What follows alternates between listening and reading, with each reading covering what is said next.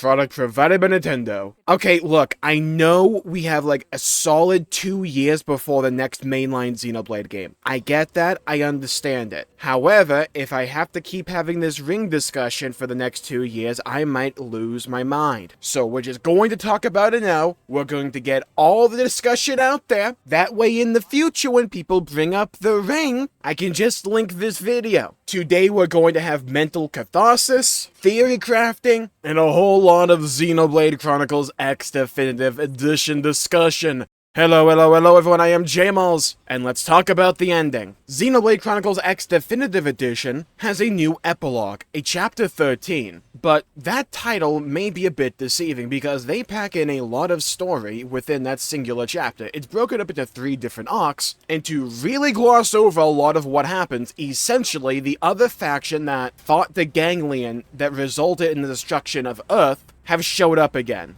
The ghosts. Essentially like the universe's white blood cells that just attack whatever they perceive to be a threat, or for some other unknown reason. However, there was also this other jabroni called Void. He's kind of the leader of the ganglion, and also an ancient Sumerian. I told you there's a lot here. TLDR, Mira is screwed, and we have to reconfigure the Manon ship into the White Whale 2. Then we soup up with Conduit Goof because of the Ares Prime, courtesy of Al, new guy by the way, he's great, I love him.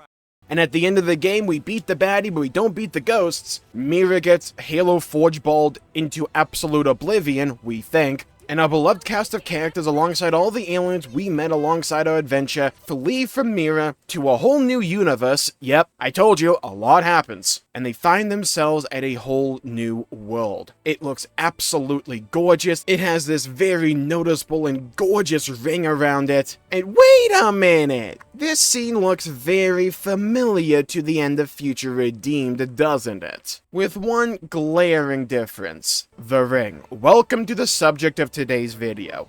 On my first view of Xenoblade X Definitive Edition's ending, my immediate assumption was that this is the same planet. Because, duh, we just had an ending in the previous Xenoblade entry about a new world forming and some weird spacecraft, like, going towards it. And you know what? I still hold to that opinion. But there's one big problem. In Future Redeemed, there's no ring. But in Xenoblade X, there is a ring. So are they 2 different planets? What's going on here?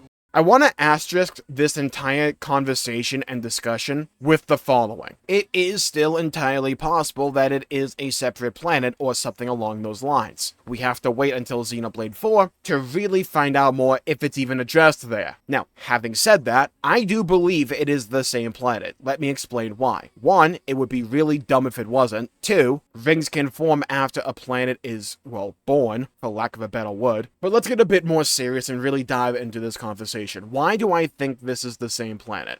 Well, no story is told in a bubble when it comes to Xenoblade. X Definitive Edition really proved that by tying everything in together. Even a story like X that takes place in an entirely different universe, they still found a way to show Shulk and Fiora, Rex and Pyra, Mio and Noah, and they introduced the whole concept of hopping universes, which is just simply something you didn't have to do, unless you were trying to tie in the story of Xenoblade X with the story of Xenoblade 1, 2, and 3, and those characters going into the future. Because the entire story of Xenoblade X and what they did would just flat out work if you didn't tackle any of the universe stuff, and you just had it be that the actual planet was destroyed instead of, you know, the universe being wiped out each time this happens, and you just have the White Whale 2 go to a different planet within that same universe.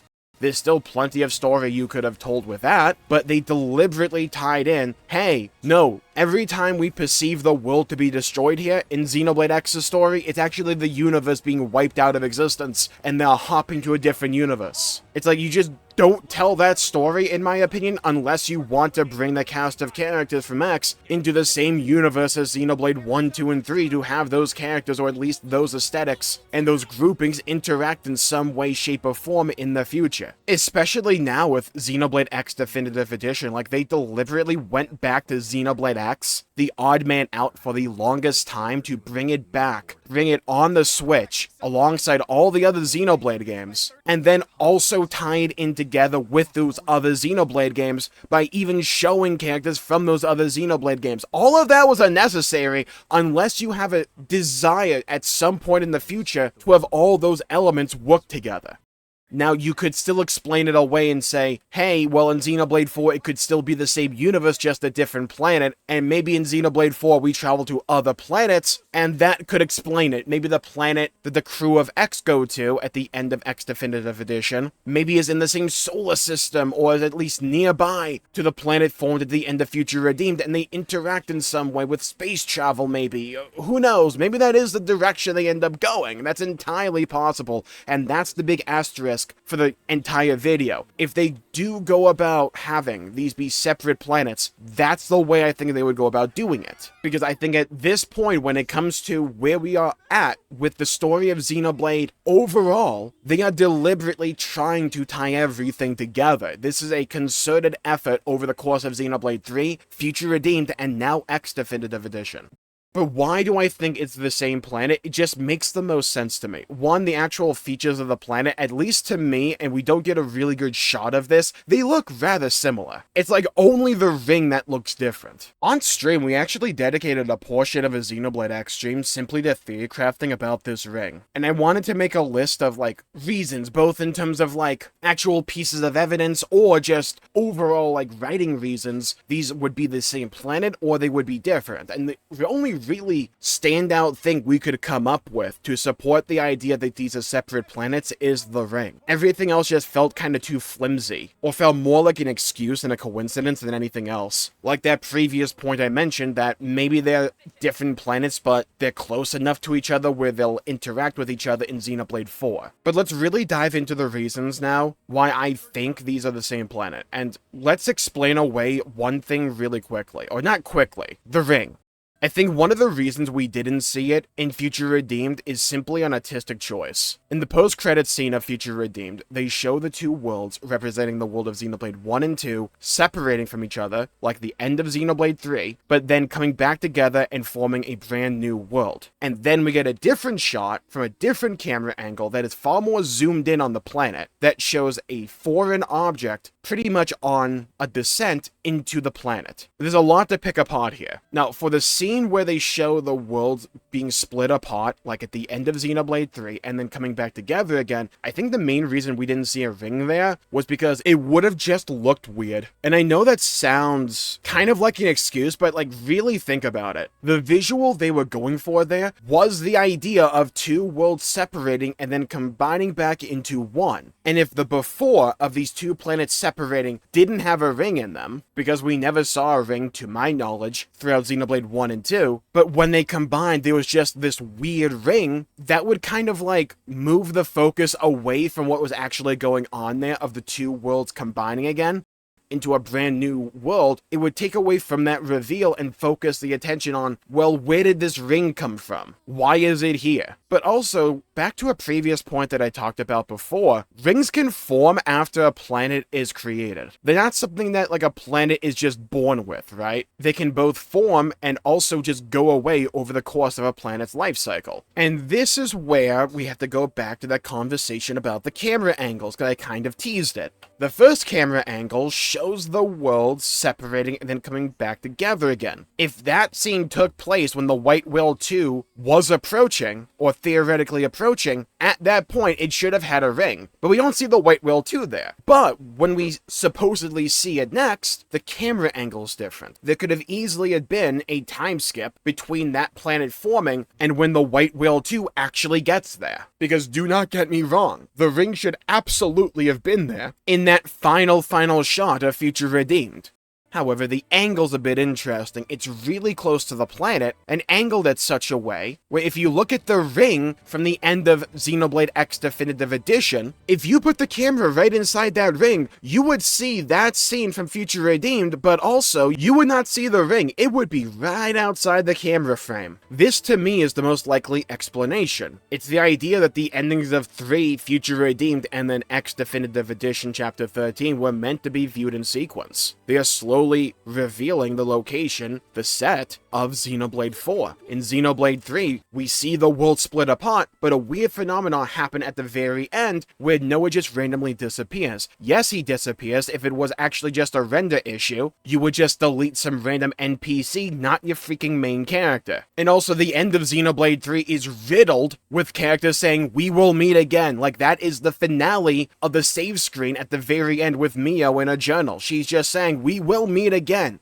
Same thing with the whole ending of Xenoblade 3. It's pretty much all those characters saying, look, especially Noah and Mio saying, look, we will meet again. And then something happens to Noah, we don't know, it's a big question mark. Then we get the future redeemed and we see the world split apart, which we knew they did because of the end of Xenoblade 3, but then we get the additional element, the curveball. The world then came back together again and formed a new planet. And there was something coming close to the planet. We don't know what it was. We initially theorized that maybe it was Kos-Mos because the end of Xenosaga 3, supposedly, lines up with that a lot. And then we have the end of Xenoblade X Definitive Edition, where we get an object from that exact angle, by the way, whose emission looks very similar to the color of that object from Future Redeemed, approaching a planet that looks very similar. The only difference is you have a ring there that's in like the exact position to not be seen from the camera angle at the end of Future Redeemed. It just makes sense to me. They all flow from one to the other. It's a gradual reveal of the setting of Xenoblade 4, in my opinion. In Xenoblade 3, we separate the worlds, but learn that maybe something weird is going on here. And then in Future Redeemed, we learn that these worlds actually came together after that point and formed a brand new world, but there's something weird approaching it. And then in Xenoblade X Definitive Edition, we learn, oh, one, this planet has a ring now, and also, we now know who that other thing was. It wasn't just a singular entity, it was the White Whale 2. The cast of Xenoblade X is coming, baby! What wild, wacky adventures are they going to get up to next time? And thankfully, I already made a theory video for what I think the plot of Xenoblade 4 is going to be. Go check it out if you're interested. I just fundamentally don't see the logic of Monolith doing any of this and having all these, like, reveals go from one entry into the next. We went from Xenoblade 3 to Future Redeemed, then to X. I don't see them doing all of this with these endings, with this eventual gradual reveal, all for it to just be disconnected and not related. That is extremely dumb in my opinion. And I highly doubt that is actually what they're going for. I think they are all connected. It makes simple sense. If they do turn out to be separate planets, but we interact with both in Xenoblade 4, for instance, then that is one plot they can then develop and tell, I guess. I don't think it's likely, but if these do end up being separate planets, that's the only really good way to go about doing it, in my opinion. Unless we just continue to go universe hopping for some reason. But that entire plot point of going universe hopping just doesn't feel necessary unless the ultimate goal was to bring all of these things together, which is what I think it was. There's one other conspiracy theory that I want to talk about. And I talked about this a bit on my stream, because I believe someone brought it up. Well, what about Kos-Mos? It's a good question because, for those who don't know, Kos-Mos is one of the main characters from Xenosaga, right? She's kind of like the face of that IP. And they were a series of PS2 games that Monolith, well, made back in the day. They don't have the rights to them anymore. Bandai Namco has them. But there's still a lot of, like, themes and imagery and a lot of parallels that are drawn between Xenosaga and Xenoblade. And that's growing increasingly true with each passing new entry in Xenoblade. And the initial knee-jerk reaction a lot of people had to the end of Future Redeemed before we had Xenoblade X Definitive Edition was that the light at the end, the thing approaching the new planet, was actually Kos-Mos because it lines up incredibly well with the end of Xenosaga 3. And while I don't know the story of Xenosaga fully, I know that at the end of Saga 3, essentially what happens is Kos-Mos drifts away into space and eventually finds itself at this planet. And it's shot in such a way where, yeah, it looks very similar to what that object would probably be feeling or experiencing at the end of Future Redeemed.